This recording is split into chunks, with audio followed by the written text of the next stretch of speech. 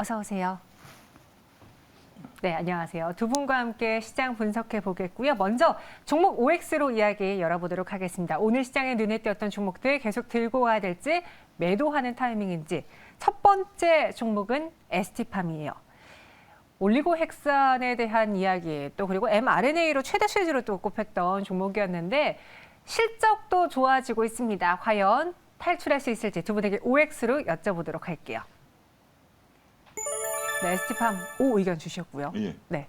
일단 뭐 주가가 좀 많이 올라왔다라는 것이 부담이 되긴 합니다. 그런 거 주가만 놓고 본다라면 그렇긴 하지만 ST팜 같은 경우 우리가 CDMO 분야에 있어서 전반적인 그 흐름들 이런 것들은 긍정적이다라고 좀 말씀드릴 수가 있겠죠. 지금 현재 뭐 삼성 바이오로직스라든지 이런 쪽의 CMO 분야, 그러니까 위탁 생산, 그 다음에 그 단백질 기반의 위탁 생산인 CDMO 분야에 있어서의 ST팜에 대한 가능성은 충분히 있다라고 보여지고요. 이러한 추세는 당분간 이어질 가능성이 있다라고 보여집니다. 물론 이제 단기간에 급등했기 때문에 여기서 당장 추격 매수하기보다는 중기적인 관점에서 조금 조정받을 때마다 모아가는 전략도 필요하지 않을까. 내년에는 흑자 폭이 상당히 커질 것으로 보여지기 때문에 좀 재미있는 주가 움직임이 나타날 가능성이 높지 않겠는가 말씀드릴 수 있겠습니다. 네, ST팜 현재 구간에서는 하락 전환이 되었지만 네. 그래도 긍정적으로 본다, 더 들고 가야 된다라고 이야기해 주셨고요. 그동안은 이제 기대감으로 올랐던 종목인데 실적으로도 보여주고 있으니 네. 기대가 더 됩니다. 두 분 모두 오로 일치가 됐고요. 이어서 두 번째 특징주 확인해 보시죠. 이번 주 가장 핫했던 게 이제 패키징 기판, 반도체 기판 이야기고요. 이스페타시스는 업황 호조를 기대해 볼 수 있을지 두 분에게 OX 여쭤보겠습니다. 두 분의 선택은요? 오로 일치가 되었습니다. 이스페타시스를 들고 가야 된 이유, 지금 시장에서 핫한 기판 때문인가요? 왜 매수해봐야 될까요?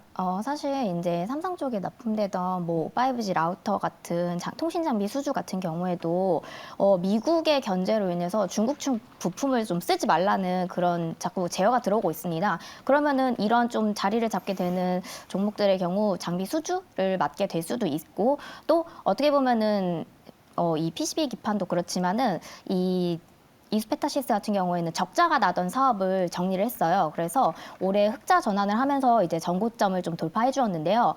유증을 이미 단행을 했기 때문에 그 유증을 단행한 현금 흐름으로 인해서 물량도 상당히 이미 주가에 반영이 되어 있어서 큰 부담 요소로 작용하지 않는다는 점이 있고, 좀 사실 유증을 했기 때문에 좀 부채적인 요소라든지 이런 부분도 해결이 됐는데 운영 자금을 확보함으로써 나쁜 악재는 조금 해소되고, 또 PCB 기판 업황 자체가 나쁘지 않고 호황이기 때문에 이러한 상황에서 주가 추가 상승 가능하다고 여기고 있습니다.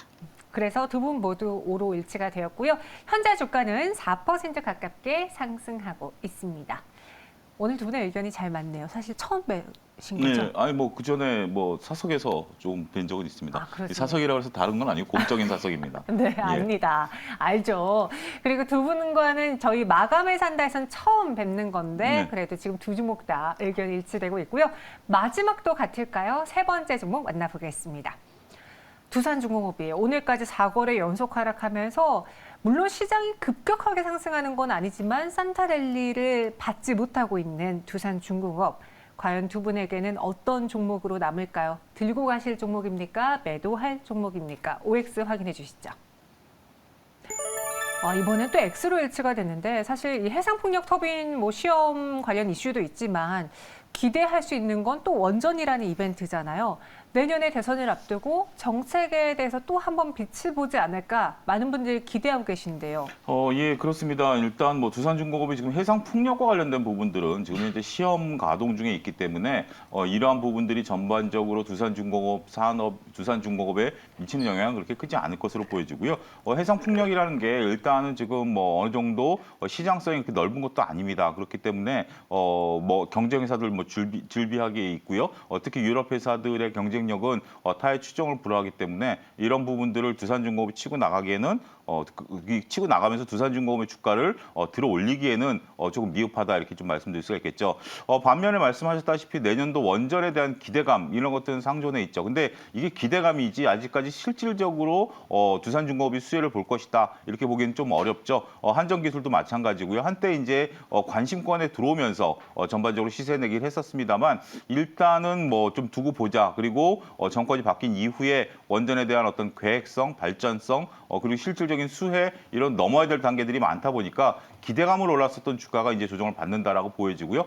그런 모습들이 나타나고 있기 때문에 당분간 추세를 돌릴 때까지는 관심을 두기 어려운 종목이 됐다. 이렇게 설명을 드릴 수가 있겠습니다. 그래서 두산중공업에 대해서 아직은 추세를 돌리기에는 에너지가 부족하다라고 그렇죠. 판단을 하셨습니다. 두 분의 종목 들고 가야 될지 매도해야 될지 OX로 알아봤고요. 이번에는 마감에 산다 종목도 확인해 보겠습니다. 오늘 장이 마치기 전에 다음 주 시장을 위해 매수할 종목입니다. 다음 주장 이 종목으로 미리 봐볼게요. 다시 대장주 그리고 내가 더 잘 나가라고 써주셨는데요. 다시 대장주면 반도체인가요? 한때 대장주였었고요. 네. 그동안 너무 소외를 좀 받았었는데 다시 한번 좀 기대감을 가져도 되지 않을까 싶습니다. 알겠습니다. 다시 대장주 자리를 네. 넘볼 수도 있다. 내가 더 잘 나가는요. 전혀 어떤 섹터인지 감이 안 와요. 어떻게 보면은 많은 공급 체인이 있지만은 그 위에 있는 것과 아니면은 그 밑에 이제 나란히 소부장주들이 있는데요. 네. 뭐 밑에 있는 쪽이 요즘에는 좀 더 2차 전지도 그랬고 반도체도 그랬고 더 잘 나가는 부분이 있어서 그쪽으로 준비했습니다. 같은 이슈를 가지고서도 대형주 쪽을 보느냐, 낙수효과 누릴 수 있는 중소주 쪽을 노리냐를 고민하신 분들에게 답이 되실 것 같네요. 알겠습니다. 두 분의 키워드로 살짝 힌트만 드렸고요. 종목 바로 열어보겠습니다. 차영수장님은 네이버 그리고 우리 송하늘 팀장님은 파인테크닉스를 갖고 오셨는데요. 맞아요. 저희가 잊고 있었네요. 카카오와 네이버가 사실 2021년에 대장주였어요. 그렇죠. 예, 네이버 같은 경우 정말 지금 이렇게 다시 생각이 날 정도로 한때 정말 네이버와 카카오가 시장을 호령하던 네. 그런 시기가 있었습니다만 맞아요. 지금은 뭐 2차 전지라든지 메타버스에 밀려서 네이버 카카오라는 주식이 있느냐 뭐 갖고 계신 분들은 관심이 상당히 높습니다만 그러한 현재 지금 주가 수준을 보면 답답한 흐름들이 1년 내내 이어졌다라고 말씀드릴 수가 있겠죠. 하지만 오늘 같은 경우는 일단 좀 분위기가 좀 바뀌었습니다. 한 2% 가까이 올라오면서 상당가 상당 부분 좀 강하게 치고 올라가는 모습들을 좀 보여주고 있는데요. 일단 플랫폼 확장성에 이제 조금 눈이 들어온다라고 좀 말씀드릴 수가 있겠죠. 카카오보다는 저는 항상 네이버가 좋다라고 말씀을 드려왔습니다. 2020년에는 당연히 카카오를 제가 매일경제에서 가장 먼저 말씀을 드렸다라고 자부하고 있는데 그렇지만 카카오가 워낙 시세를 많이 냈고 회사를 많이 쪼개다 보니까 이제 카카오보다는 네이버 쪽에 더 무게 중심을 두고 있다라고 좀 말씀드릴 수가 있겠습니다. 플랫폼에 소외된 만큼 다시 재평가가 이루어질 것으로 보여지고요. 이러한 모습들은 내년도를 기대하고 올해 이제 불과 며칠 남지 않았습니다만 선침해도 가능한 그런 시점에 도래했다라고 좀 말씀드릴 수가 있겠죠. 일단 수급이 좀 들어와줘야 된다라는 어떤 뭐 조금 하나의 조금 뭐 당위성이랄까요? 이런 것들이 좀 있긴 합니다만 그런 부분들은 뒷받침할 가능성이 높다라고 보여지고요.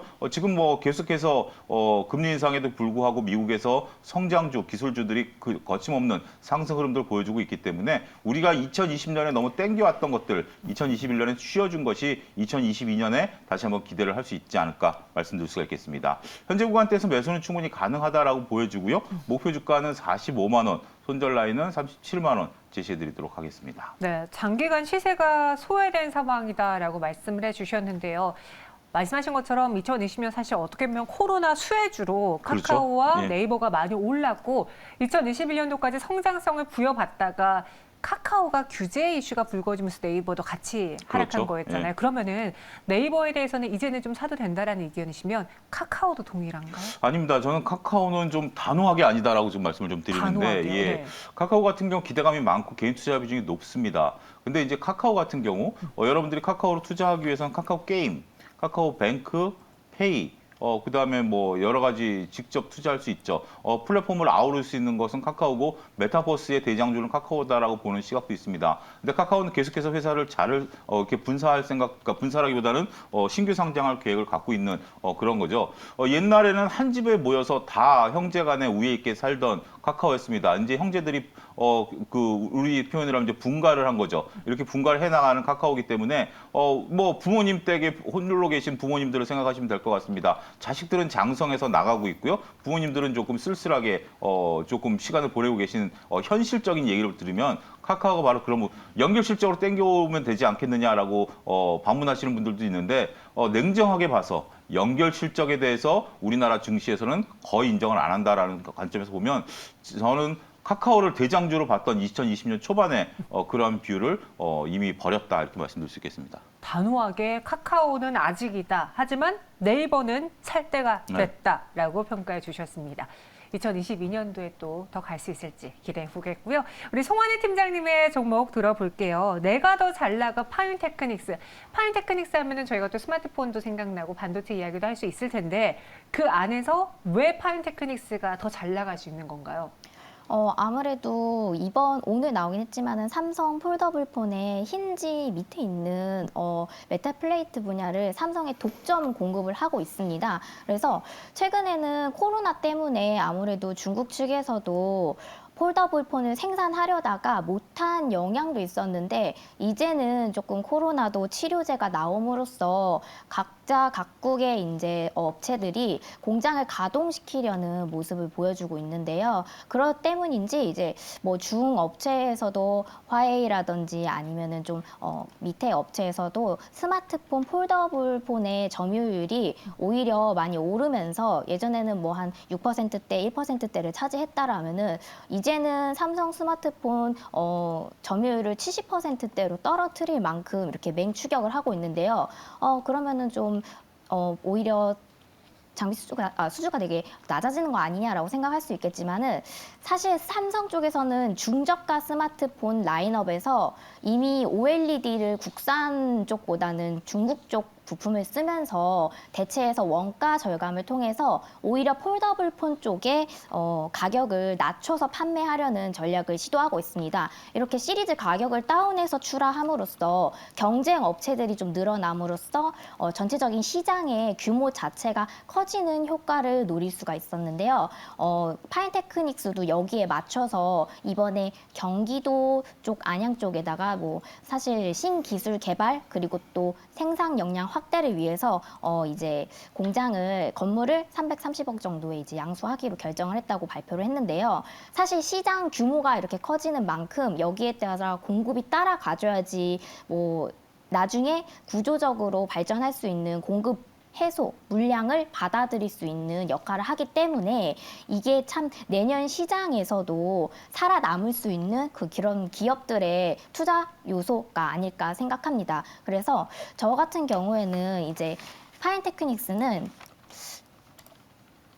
차트를 한번 보신다라고 했을 때 사실은 많이 쉬었습니다. 그렇기 때문에 여기 고점 부근 라인을 돌파하려는 흐름을 이번에 보여주지 못한다라고 하면 다시 내려올 수도 있다라고들 생각을 하실 텐데요. 이 라인에서 접근을 하는 거기 때문에 매수가는 이제 12,000원에서 12,300원 정도를 제시를 해드리고 손절가는 이제 11,300원 정도를 제시하고 있습니다. 그리고 목표가는 전 고점인 14,350원보다 조금 낮은 14,000원 이상을 노리고 있는데요. 이게 이제 1차 목표가로 설정을 하고 있는 것이고 추가적으로 뭐 지금 업황이 아무래도 반도체 겨울에서 다시 봄으로 돌아서고 있는 업황이기 때문에 이 파인테크닉스 쪽에서도 지금 삼성전자 같은 경우에는 또 이런 OLED 산업 쪽이라든지 이런 쪽에서 굉장히 또 크기를 강화하려고 퀀텀답을 출시하지 않았습니까? 그래서 이런 쪽에서 좀 더 파인테크닉스도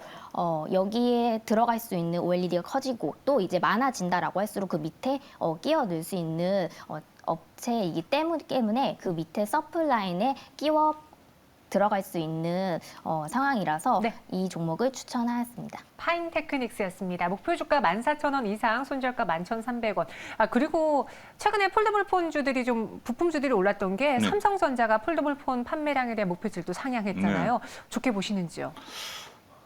글쎄요. 왜 또 글쎄요입니까? 폴더블 폰. 근데 폴더블 폰에 대한 어떤 기대감들이 있죠. 특히 중국에서도 지금 현재 폴더블 폰이 나온다라는 예상은 뭐 하고 있는 상황이고, 뭐 애플은 아니다라고 분명 선을 그었고요. 하지만 네.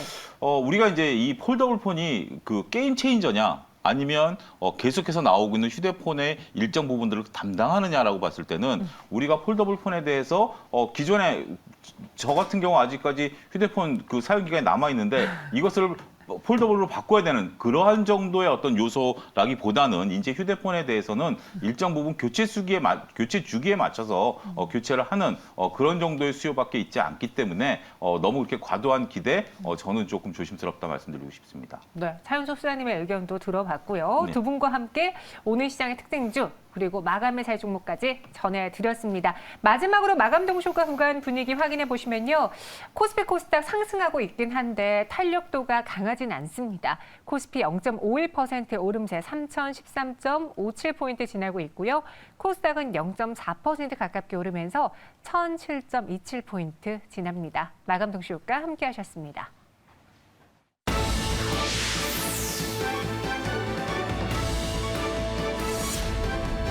매일경제TV가 증시 마감을 알려드립니다.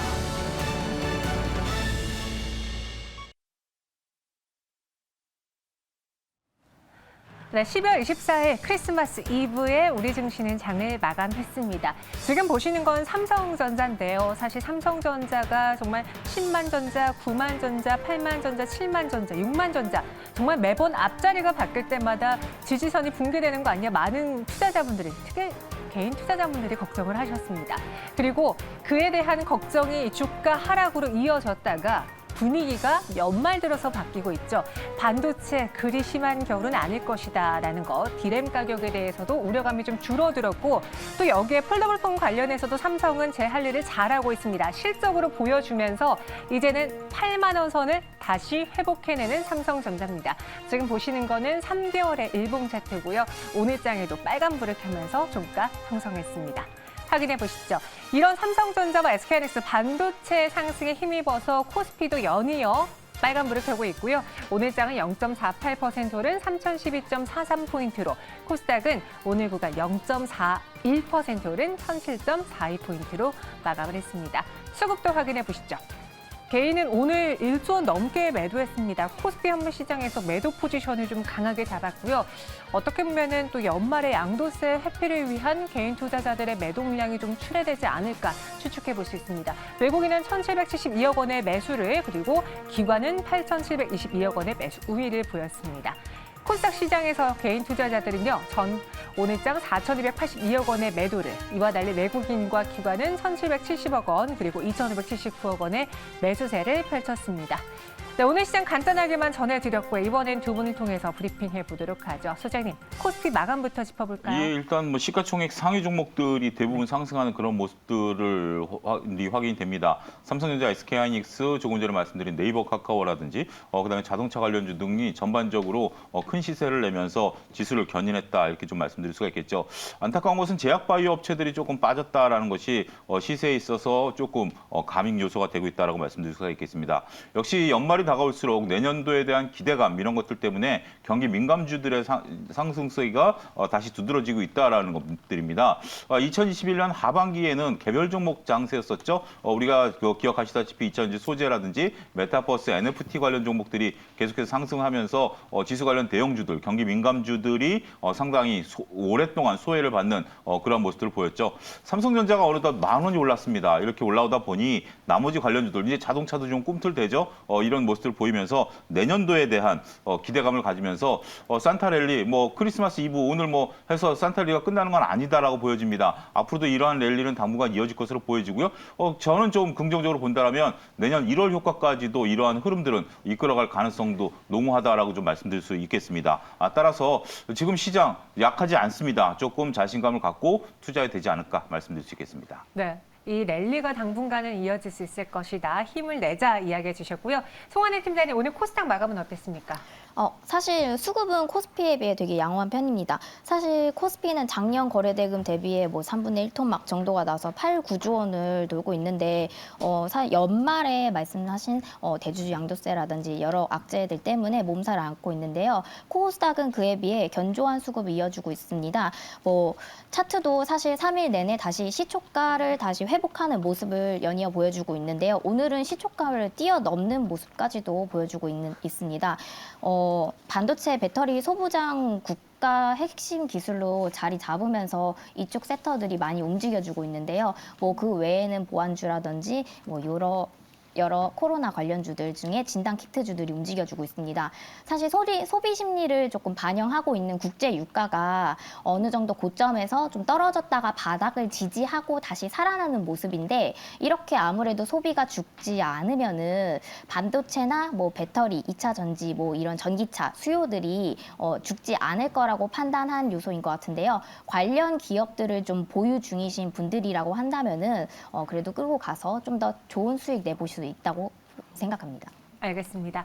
오늘 장을 마무리해 보도록 하죠. 차윤수 시장님, 한마디로 정리하자면 어떻게 할 수 있을까요? 일단은 뭐 전기전자 관련주들의 상승 흐름들을 좀 주목을 해야 될 것 같습니다. 일단 뭐 삼성전자가 8만 원 넘어섰다라고 해서 그런 것만 주목하실 게 아니라 이번 주에 올랐던 LG전자 관련주들, 오늘 또 삼성전기 이런 쪽들의 전기전자 관련주, 그다음에 PCB 관련주들 정말 좋죠. 이런 것들이 그동안 올해 조금 보기 힘들었던 그런 종합적인 모습이다라고 말씀드릴 수가 있겠습니다. 전기전자가 움직이기 시작한다면 국내 증시는 동반해서 움직일 가능성이 있기 때문에 긍정적인 요소다 이렇게 평가를 하고 싶습니다. 전기전자 관련주 상승에 주목하자. 그래서 산타랠리가 바로 끝나진 않을 것 같다. 뭐 정현 아나운서가 정말 예쁜 옷을 입으셨는데 네. 파티도 한번 즐겨야죠. 그러니까 뭐 오늘 내일 크리스마스가 끝나는 게 아니라 마음은 계속해서 이어졌으면 하는 바람을 섞어서 말씀드리도록 하겠습니다. 알겠습니다. 오늘은 파티네요. 파티해야겠네요.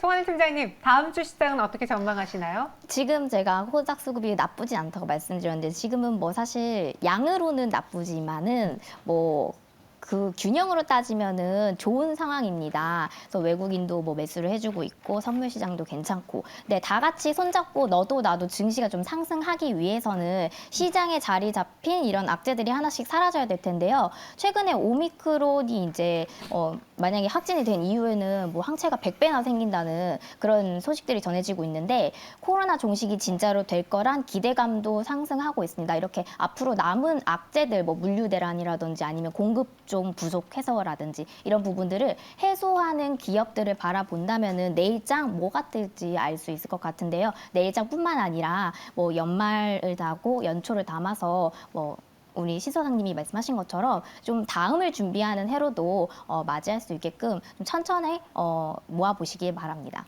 네, 알겠습니다. 코로나 가고 다음 시장의 가장 큰 키워드는 뭐가 될까 공부하는 시간이 또 될 것 같네요. 두 분과 함께 마무리는 여기서 마쳐보도록 하겠습니다. 오늘 자세한 설명 고맙습니다.